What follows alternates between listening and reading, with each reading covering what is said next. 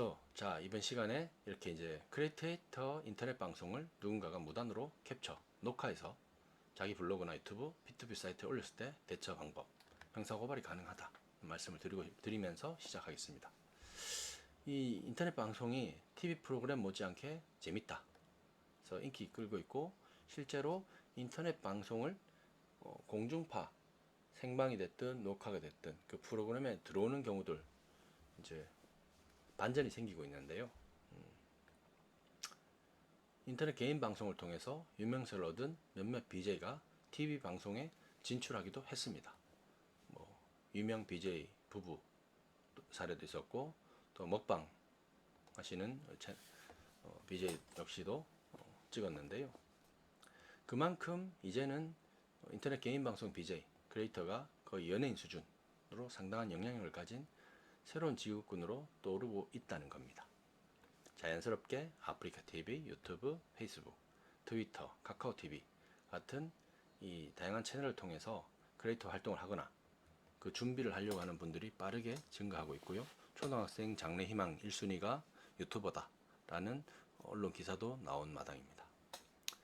이런 이제 급증한 크리에이터들의 수만큼 인터넷상에서의 범죄 역시 크게 늘었습니다.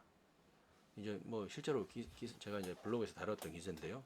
인터넷 개인 방송 크리에이터 생방송을 시청자가 무단으로 캡처, 그러니까 그대로 실시간 동영상을 촬영을 해서 자기 블로그나 또는 자기 인터넷 방송에 올려서 그 수익자를 서로 이제 나눠 먹게 하는 그런 상황이 발생하고 있다는 겁니다.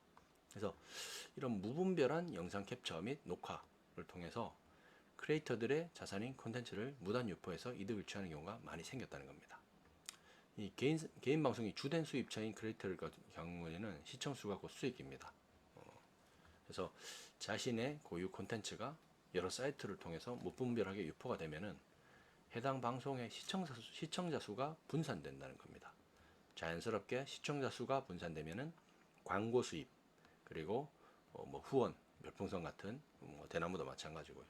수입이 줄어들 수밖에 없는 구조입니다. 그래서 이런 좀 난해한 상황에 처했지만은 아직까지 적절한 대응 방법을 찾지 못해서 전전긍긍하는 크리에이터들이 많다는 겁니다. 저한테도 이런 사례를 가지고 자문을 해오신 의뢰인이 있어서 말씀드린 건데 결론은 타인이 자기 개인 방송을 캡처 녹화해서 블로그나 유튜브에 올려서 이득을 취한 경우에 어떻게 형사고발 진행할 수 있는지 알려드리려고 합니다. 우선은 크리에이터 컨텐츠를 무단 복제해서 저작권 침해하는 게 저작권법 위반으로 최대 징역 5년, 설렁탕 드신다든지 또는 벌금 5천만 원까지 처해질 수 있다는 겁니다. 그래서 크리에이터가 자기 저작권이 타인으로부터 침해당했다는 것을 입증하기 위해서는 아까 말씀드린 것처럼 증거 수집이 중요합니다. 법적인 대응은 항상 증거가 뒷받침돼야 되는데요. 우선은 유포자가 누구인지 특정을 해야 됩니다. 그러니까 지목을 해야 된다는 거죠. 어떤 블로그나 유튜브 채널을 운영하는 사람인지 해당 인터넷 주소를 복사를 해둬야 됩니다. 그래서 누가 내 운영하는 채널의 영상을 무단으로 수집해 갔는지를 확인할 필요가 있다는 거죠. 그리고 자신의 영상이 올라온 화면을 캡처해 두셔야 됩니다. 그러니까 불법 행위 장면을 이제 담아둔다는 거죠. 또 자기 컨텐츠가 무단 복제 유포되고 난 후에 그 시점 전, 그러니까 무단 복제 유포된 시점 전과 후를 비교하는 증거를 남겨야 된다는 겁니다.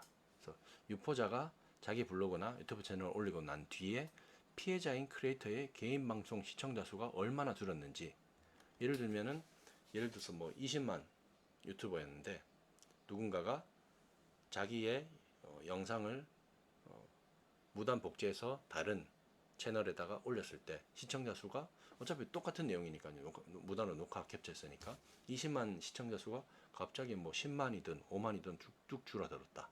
이런 것들을 확인해 둘 필요가 있다는 거죠. 증거로. 그리고 후원수, 별풍선 내지는 뭐 등등 평균 수치가 얼마나 감소했는지 등 자료들도 확인할 필요가 있다는 거죠. 이런 것처럼 이제 전반적인 손실에 대한 내용을 캡처하거나 다운로드 받아서 피해 정도를 입증해 두는 것이 좋다는 겁니다. 그래서 불법행위 내용, 그 다음에 불법행위로 인한 재산상 금전적 손해에 대해서 입증할 만한 증거 자료들을 같이 동시에 확보해 둘 필요가 있다는 거고요.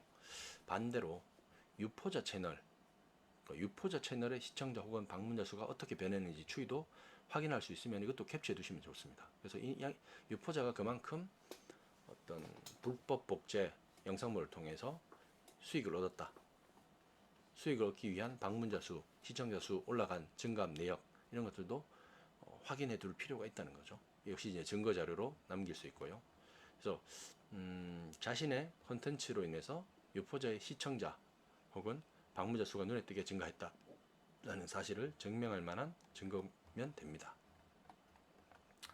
그래서 이제 우리가 법정 다툼 할 때는 충분한 증거 자료가 준비되어 있어야 유리한 싸움을 할 수 있는데, 인터넷 개인 방송 진행하면서 이 저작권 침해 사례가 발생했으면은 피해 사례를 입증할 수 있는 증거 자료를 준비하고, 그다음에 어떤 법적인 조력도 필요하면 되겠죠.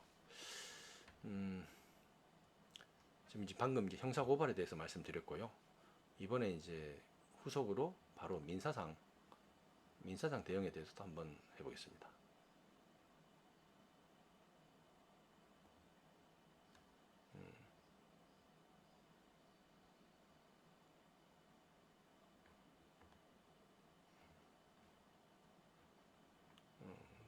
뒤에 게 조금 애매하네. 이 형사 고발이었고,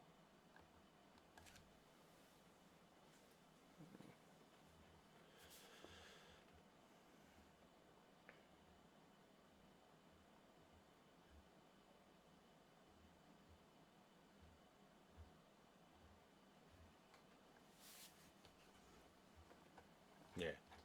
지금 이제 민사상 손해배상에 대한 내용인데요. 아까 이제 형사처벌에 대한 거고, 지금 민사상 손해배상도 마찬가지로 가능할 수 있다는 겁니다.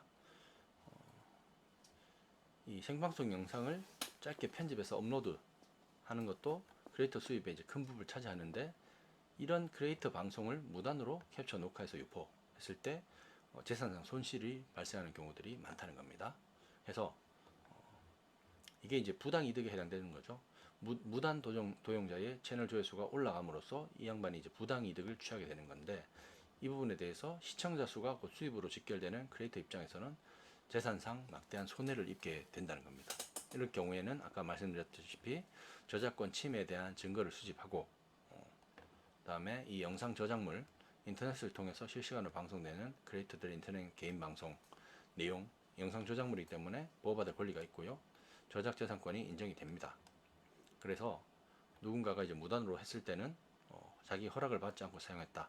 그러면은 저작재산권 침해한 불법 행위에 대고 민사상 손해배상, 그러니까 피해액에 대한 손해배상을 할 수 있습니다. 그래서 제가 이제 방송통신심의위원회, 통신자문특별위원회, 그 전에 이제 통신권익보호특별위원회인데요. 이용자 권익보호, 건전한 미디어 환경을 조성하기 위해서 꾸준히 활동을 해왔습니다. 그래서 실제로 본인의 어떤 영상물을 무단으로 녹화했다 그러면서 자문 의뢰하신 의뢰인들이 있어서 그런 부분에 대해서 관련된 이런 내용들을 쭉 설명했습니다. 증거를 확보해서 민사상 손해배상 청구 취한 그런 사례가 있으니까 한번 많이 좀 관심을 가지고 보시면 될 것 같고요. 그렇습니다. 예.